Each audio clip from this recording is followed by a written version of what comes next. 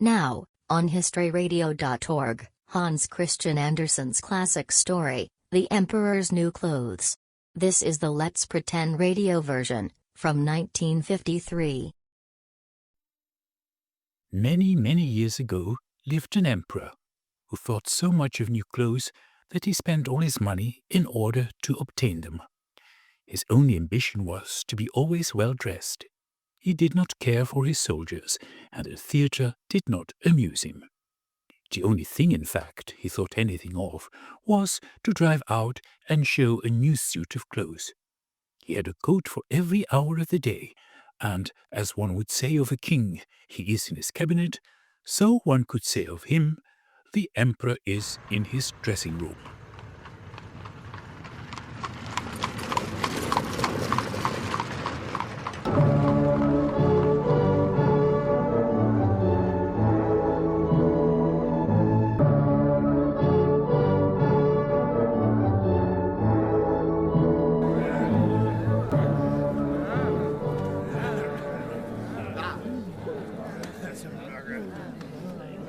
Well, why didn't you say so in the beginning? Have the Prime Minister get you anything you want. You can work right here in a room in the castle if you want. And my little brother? You'll let your doctors attend him? Cure him? Yes, of course. Take care of all the details, Prime Minister. Yes, Your Majesty. Oh, thank you. Thank you. Never mind that. Weave me something new and different. Get busy at once. Today. Now, Lord Chamberlain, those purple robes.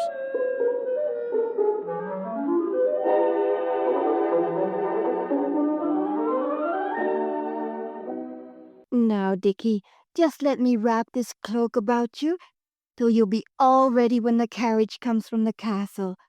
You're not too weak to sit up? No, of course not, Griselle. Oh, Griselle, I'm so excited. The Emperor must be a very nice man. Well, his doctors will be able to make you well again, Dickie. I know it.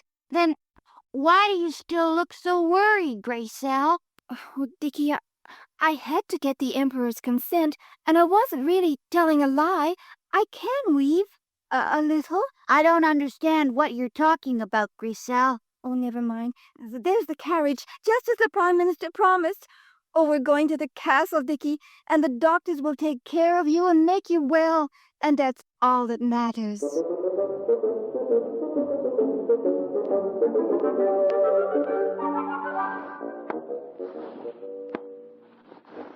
Oh, dear.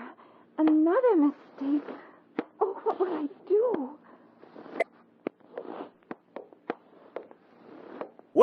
Well, and how's the weaving coming along, my girl? Oh, Your Majesty, good morning. Oh, you look very splendid this morning. Oh, you think so? Just another red satin outfit. It's your work here. I'm anxious to see what's taking shape in that loom. Well, Your Majesty, I'm really only getting started. You mustn't judge by this. well, no, I guess not. Your Majesty, if you'll just give me a little more time, it will get better. Yesterday, your doctors examined my little brother. They gave him some medicine and prescribed treatment. Already he's better, Your Majesty. Yes, well, I'm glad to hear that. But see here. I can't thank you enough for letting me bring him here to the castle. And he thanks you, too, with all his heart. He does, eh? You're an odd sort of girl, I must say. Always talking about your little brother. Don't you care about fine clothes, beautiful materials, rich embroidery? Well, really, Your Majesty, I think a good and honest person could wear rags and look beautiful. What? Oh, that's nonsense. Oh, here you are, Your Majesty. I've been looking all over the castle for... Oh, Lord Chamberlain? Oh, you look marvelous, magnificent, splendid. Oh, your 10 o'clock outfit is definitely the finest yet, sire. Your Majesty, two mysterious strangers are most anxious to see you at once. Two mysterious strangers? What's so mysterious about them? Your Majesty, they say they are weavers. Weavers? But not just ordinary weavers, Your Majesty, at least not according to them. They said to tell you they're magical weavers. Magical weavers? Oh, what can that mean? Oh, I must go interview them at once. Yes, I thought you'd want to see them immediately. I do, indeed I do. After the disappointment of this girl's efforts so far, magical weavers are just what I need.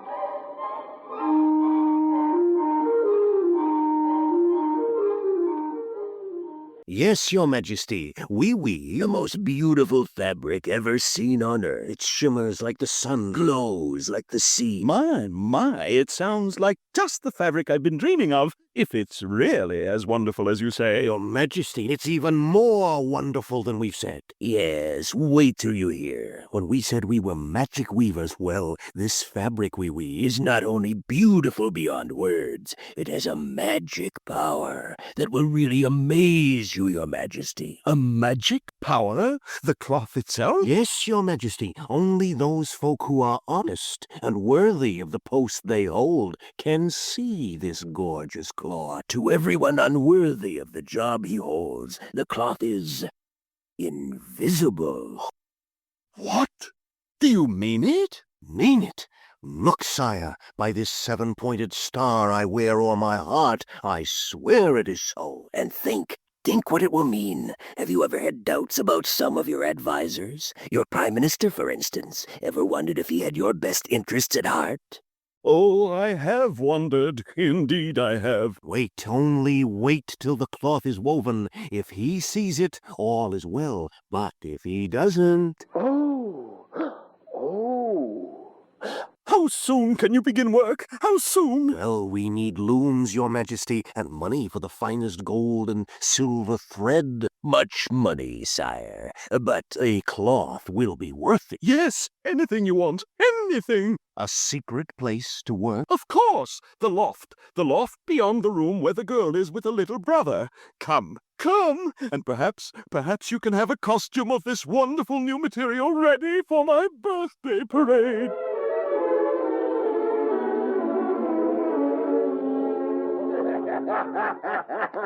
Oh, Phoebe, did you ever dream he'd go for it so completely? No.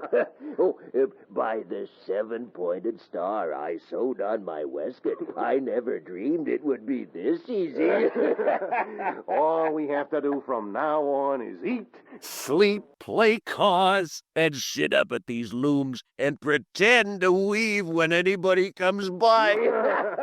eat, sleep, pretend to weave, and collect money. And let's not forget the main part of our project, getting all the gold we can out of the old fool.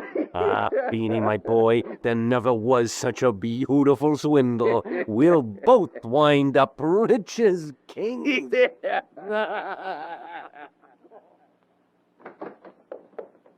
Gracelle? Why, Gracelle, what's the matter? Why did you come running in like that? I heard it all, Dickie. I never meant to listen at first, but then I heard what they were saying. I heard them laughing. Gracelle, what are you talking about? Those new weavers up in the great front loft. They're not magicians. They're swindlers. What? Oh, with your good, honest little heart, you'd never understand, Dickie. But the Emperor's giving them thousands of florins, and they're just out to cheat him. Oh, I've got to tell him. I've got to tell him right away.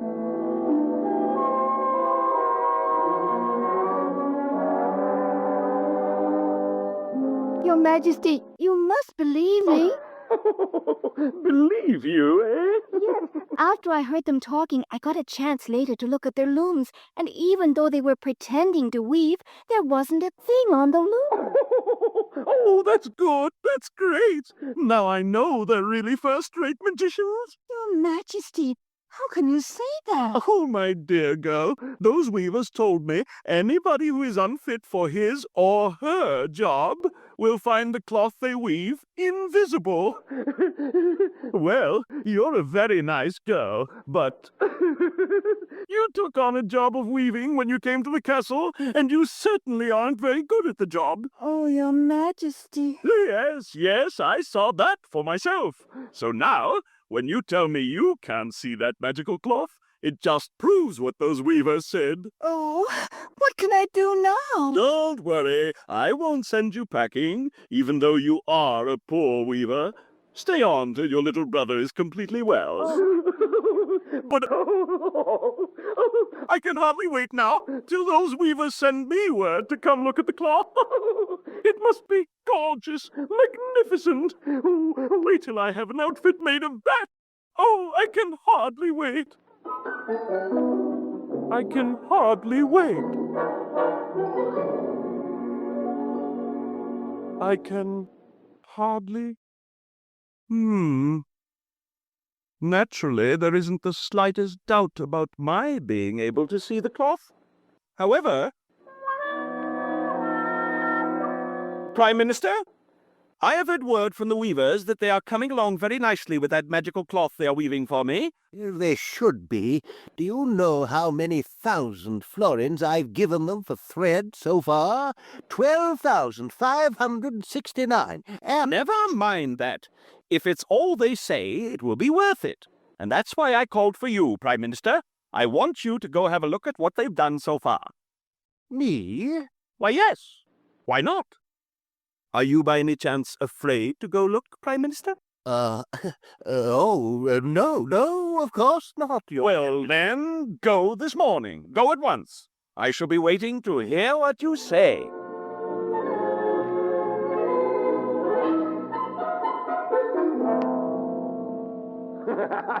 $12,569 florins so far, Finny.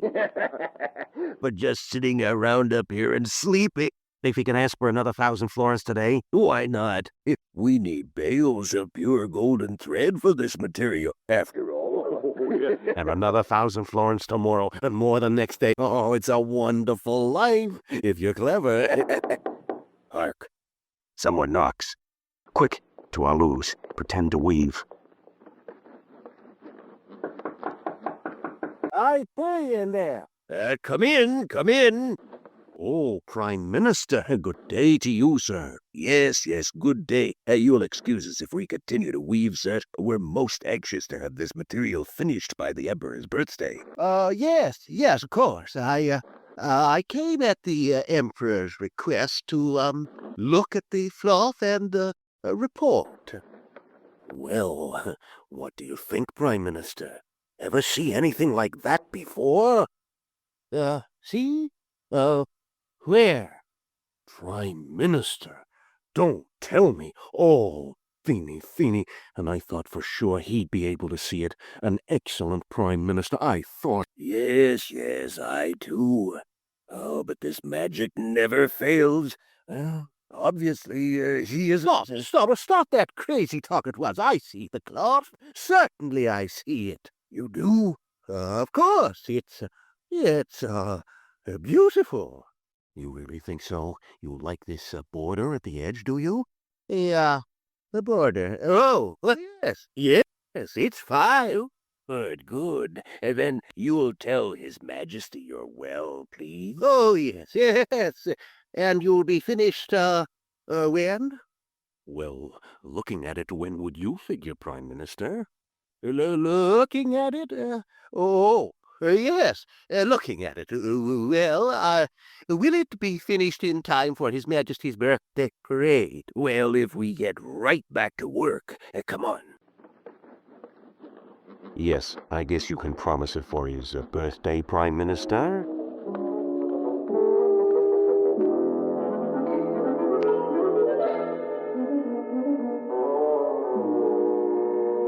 Your Majesty, day after tomorrow is your birthday, and you still haven't gone to see the material the weavers are creating for you.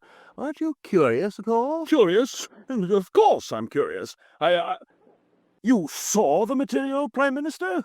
Saw it clearly? Yes, Your Majesty. I know I'm a good Prime Minister and worthy of my job, so of course I saw it. Well, surely I'm as worthy to be Emperor as you are to be Prime Minister. What's that, Your Majesty? Nothing. I just want to wait till it's finished, that's all. Your Majesty, the material is finished. Oh, yes, Lord Chamberlain. What? Yes, Your Majesty. The weavers would like you to come now to be fitted for your robes for the parade. Come to be fitted? I guess the moment has come when you have to go look at it, Your Majesty. Have to? What kind of talk is that? This is the moment I've been waiting for. Come, I know it's going to be splendid.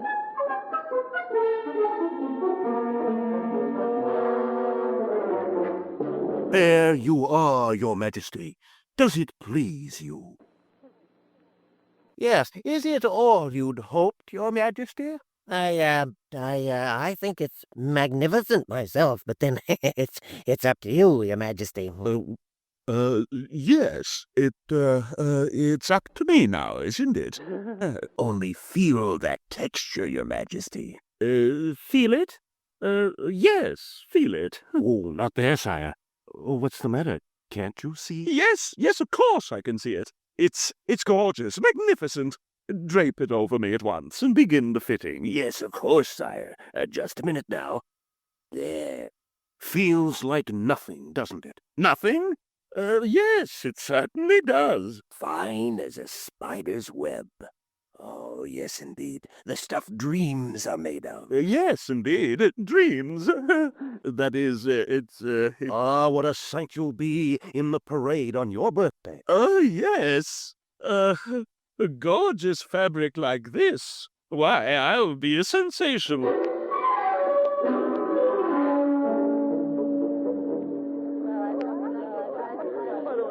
Merciful saints, I never saw such a crowd lined up and waiting for the royal procession. You know why, don't you, Master Gregory?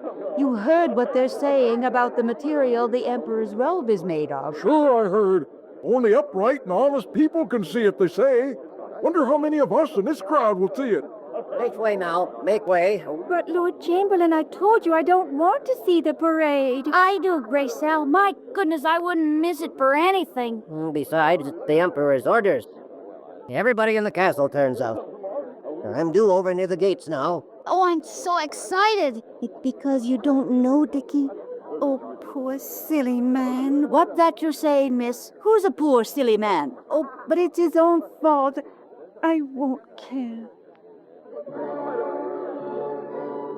The parade's beginning. Yes, it's beginning. Can you see the Emperor yet? I can see the royal canopy that shades him. Listen, they're admiring his new clothes. No, he's coming in sight. Hi, her. Can you see his new... Oh. But, sister, the Emperor hasn't any clothes on, just his underwear. He hasn't any fancy clothes on at all. Said that. Who spoke? I did, Your Majesty, sir. And why didn't anybody else tell you? They should have. Listen to the innocent. And he's right. I'll admit it. I don't see any new clothes on the Emperor either. Nor I. It's true. Silence! That child who spoke out. Let him come forward. Oh, Dickie, what have you done? Why, I told the truth, that's all. Come, Gracelle, come with me. Of course, Dickie. Your Majesty, please don't punish him. Why, it's you, the girl who said she could weave, and it was your little brother who spoke out. Yes, Your Majesty, I spoke. I had to. Had to? Those weavers said only dishonest people would find the material invisible. But can a little child like you be dishonest? I'm not telling a lie, Your Majesty. You've been very kind to me. Your doctors helped me get well, so it seemed like I ought to tell you. You weren't dressed right for a parade. I thought I couldn't see the cloth because I wasn't a good emperor. You couldn't see it because there wasn't any. Those weavers weren't magicians. They were swindlers. I tried to tell you. And now here I stand before all my people looking like a fool. A poor cap-mated fool. Listen, they're laughing. Your Majesty, my mother taught us the only way to face the world after making a terrible mistake was to admit the fault. Admit it?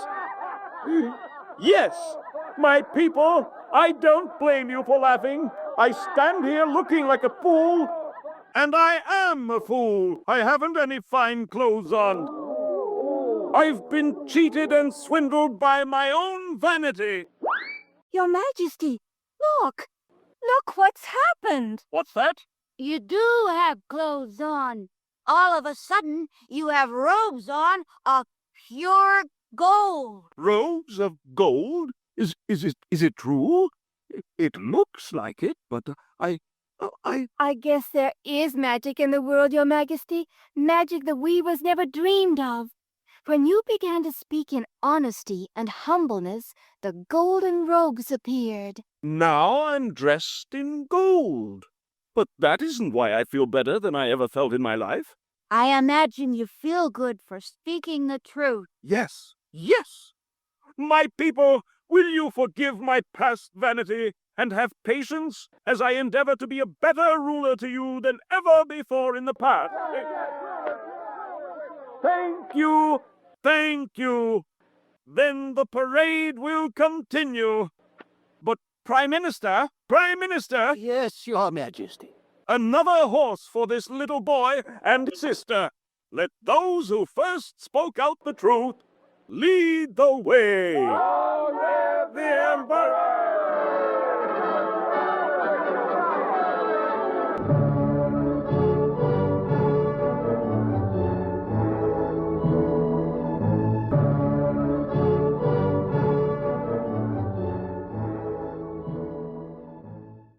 You have just heard Hans Christian Andersen's classic story, The Emperor's New Clothes.